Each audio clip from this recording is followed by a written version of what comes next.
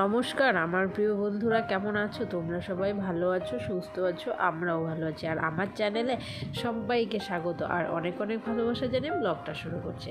যারা আমার ভিডিওটা দেখছো তাদেরকে তো অসংখ্য অসংখ্য ধন্যবাদ, যারা কমেন্টস করছো তাদেরকেও অসংখ্য অসংখ্য ধন্যবাদ, আর যারা আমার চ্যানেলটাকে সাবস্ক্রাইব করে দিয়েছো তাদেরকেও অসংখ্য অসংখ্য ধন্যবাদ। যারা বন্ধুরা এখনও চ্যানেলটি সাবস্ক্রাইব করোনি, ঝটপট চ্যানেলটাকে সাবস্ক্রাইব করে দাও, নইলে কিন্তু তোমরা আমার এই সুন্দর সুন্দর ভিডিওটা দেখতে পাবে না। তো বন্ধুরা দেখতে পাচ্ছ আমি কিন্তু ব্লগটা শুরু করে দিলাম একদম সকাল থেকেই।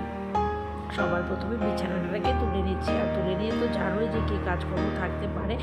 তো আজকে প্রচুর কাজ আছে, রান্নাবান্না আছে, মানে অনেকটাই সকালে উঠেছি। যাই হোক, অনেকটা ভোর থেকে জেগেছিল। তো ভোর থেকে জেগে থাকার পরে আমার একদমই ঘুম হয়নি, মানে এতটা মাথা যন্ত্রণা করছিল, মানে একদমই ভালো লাগছে না, কারণ এতটা সকাল 4:30 থেকে জেগেছিল, একদম ঘুম হচ্ছে না।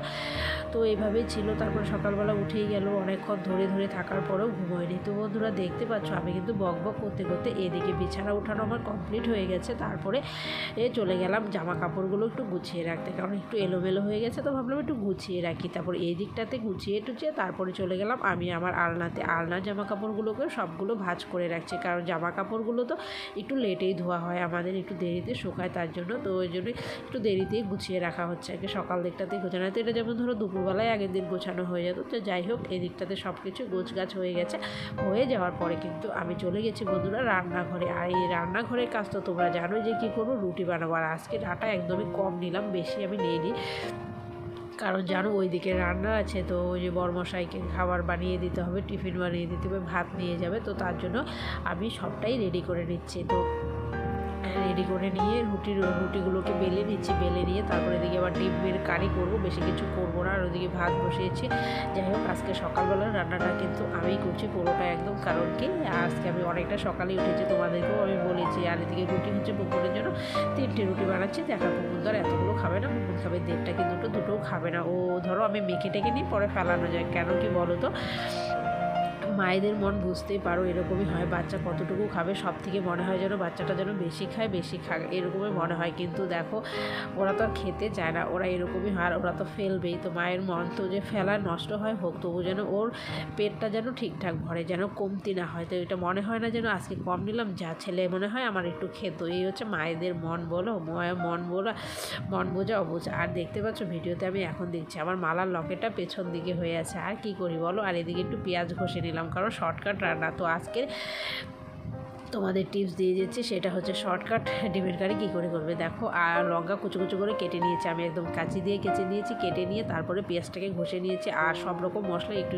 করে দিয়ে দিচ্ছি, জিরের গুঁড়ো, লঙ্কার গুঁড়া, মিট মশলা, কারি, মানে যা যা আছে আর কি, সমস্ত কিছু দিয়ে বেশ সুন্দর একটা সেন্ট বেরিয়েছে, ভালোই লাগছে আর কি। তো এরকম একটা ডিমের কারি বানিয়েছি, বেশি কিন্তু নয়, তবে কিন্তু রুটি দিয়ে বেশ ভালোই লাগে, অনেকেই বলে। যাই হোক, আমি কোনোদিনও খাইনি, তো আর কী করবো বলো বন্ধুরা, খাইনি যেহেতু তো হলো। ডিমের কারি তো অবশ্যই খেয়েছি, কিন্তু সেটা রুটি দিয়ে কোনোদিনও খাওয়া হয়নি। তো আজকে কিন্তু অনেকটাই রেস্টে আছি। তারপরে কাজটা হয়ে যাওয়ার পরে পুকুরের জন্য ওই যে ডাল সেদ্ধ বসিয়েছে, আর উপর থেকে ভাত দিয়ে দেবো ভাবলাম। আর এদিকে তো দেখতেই পাচ্ছ ডাল সিদ্ধ হয়ে গেছে বলছি, কি বলছি উল্টাপাল্টা বলো। পুকুরের জন্য ডিম সেদ্ধ, আর হচ্ছে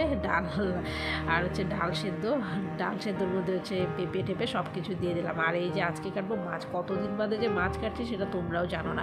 আমি এখন মাছ কাটি না কোনো দিনই, কারণ পুকুর যখন থেকে হয়েছে তখন থেকে ওর মাছ কাটা বন্ধ হয়ে গেছে। তো যাই হোক, কিছু মাছ কেটে এনেছে, তো কেটে গিয়ে চোচাটা ছাড়িয়ে আনা হয়েছে, সেটা হচ্ছে ফলি মাছে তো প্রচুর চোচা, বুঝতেই পারো, একটা 3 কাটে মাছ থাকে, সেটা আর কাটা হয়নি। তো ওটাকে আমি কাটছি, আর পুকুর আছে উপরে। তো মাছ টাছ কেটে একদম সব কিছু রেডি করেছে, সবজিগুলো ধুয়ে নিয়ে চলে যাবে। তো আমিও স্নান টান করে চলে আসলাম। এই তো হচ্ছে আমার কাজকর্ম। তারপরে পুকুর আজকে সকালবেলা ঘুমিয়েছি বলেই আর কি মাছটা কাটা হলো, আর যদি না ঘুমোতো তাহলে কিন্তু আর হতো না। তো বন্ধুরা আজকের ব্লগটা কিন্তু এই পর্যন্ত বলতে কি বলো, আজকের ব্লগটা একদম দুপুর পর্যন্তই, বিকেল দিকে আর গড়াতে পারিনি, কি বলবো আর বলো। ইউটিউবে ভিডিও বানাতে গেলে অনেকটা ধৈর্যের ব্যাপার হয়। তো যাই হোক, ধৈর্য যার আছে সে ভিডিও বানাতে পারে, ধৈর্য যার নেই সে পারবে না, যতই ভিউজ করুক না কেন, তোমাদেরকে ধৈর্য। তো বন্ধুরা অবশেষে হলো, দেখো স্নান টান করে আসলাম। আর কতটা যুদ্ধ, মানে কি বলবো, এই যে দেখলো 1 নম্বর দুষ্ট, এর জন্য আমাকে সারাটা দিন যুদ্ধ করতে হয়। কি লেভেলের যে দুষ্ট, সেটা যে না দেখবে সে বলবে। 1টা মিনিটের জন্য ওর হাত পা স্থির থাকে না, 1 মিনিটও না, 1 সেকেন্ডও না। এই হচ্ছে দুষ্টু নাম্বার 1, বলে দাও। হাই করে দাও।